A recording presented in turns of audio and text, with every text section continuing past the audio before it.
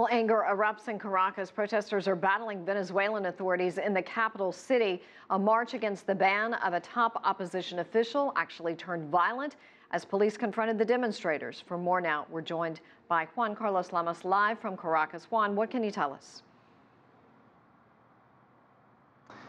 Well, most experts believe that violence will continue to happen here in Caracas on Saturday, and for the third time in less than a week. Clashes between the national police and the opposition protesters happened.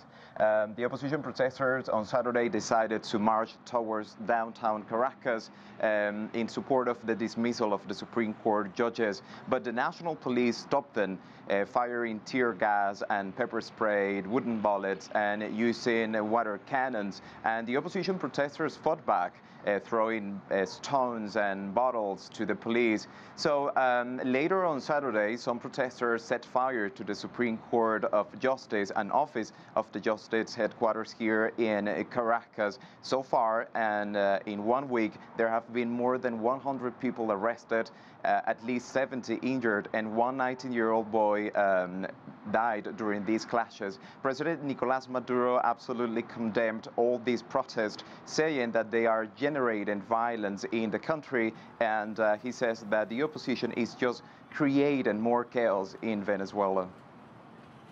And so, Juan, is it expected to just take off from here with even more clashes? Opposition leaders say that they are protesting not only against a rupture of the constitutional order in Venezuela, as they call it, but they are also protesting against the extreme shortages of medicine and food, spiraling crime rates, and living in one of the highest inflation in the world. So they say that they will continue taking to the streets until their demands are finally met by Maduro's government. Right. So what is actually going to come of this? What do they think they can accomplish by this? I think, well, most opposition leaders right now believe that the only way that they have is to continue taking to the streets because, as they explain, is the constitutional right that they have, and by putting pressure on Maduro's, they are thinking that somehow problems will be solved here in Venezuela.